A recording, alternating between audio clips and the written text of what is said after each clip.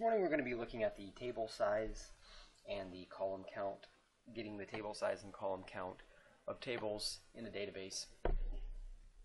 And it really depends on your environment, so this may or may not be useful. I'll link it, the script in GitHub, so you may want to tweak it. Just a quick note about GitHub too is like if you, instead of copying and pasting scripts, so you can always do, you can just hit the fork button and it'll get everything. So that's one way that you can go about doing that if you want to save time. So if we want to get the tables and then the column counts, the rows, and then of course the actual space used, this is one of the ways in which we can do that.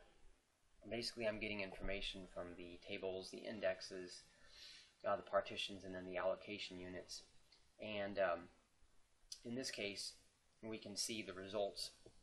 I just populate a common table expression really so that I can sit there and order things the way I want, or I can change things in my queries. For instance, if I wanted to order it by the total rows, in this case the total rows kind of lines up, but I could change it around, and so it makes it a lot simpler to use.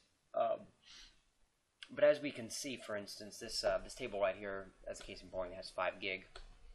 And generally speaking, though not always, your tables that take up more gig, obviously they're going to either have more rows or they're going to have more columns. As a case in point, let's suppose you have most of your tables have 10 columns, and they're about 1 million rows long.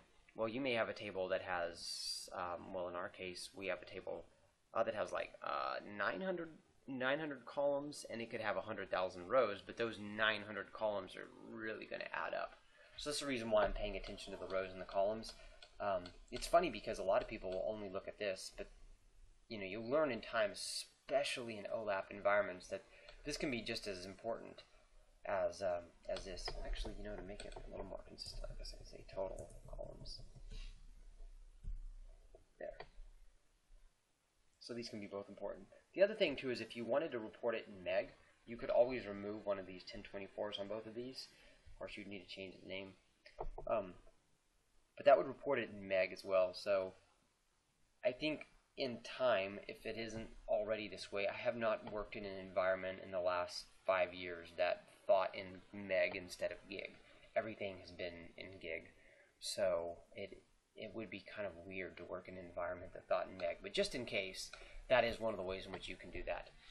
So you can tweak it around. So yeah, I'll go ahead and put this the link to this script in, or a link to the GitHub script in the description of this video. But that's one of the useful things sometimes is if you're in an environment where your database can only grow so much, you may want to be looking at, let's say, page compression or row compression. And it also depends too. So let's suppose you're in an OLAP environment, whether we're talking about like dimension tables or fact tables, you may want some of them compressed but some of them not, depending on the actual performance after you do that. So that's one quick way to get that information, to take a good look at it, and then of course it's built where you can query it and order it in the way that you want.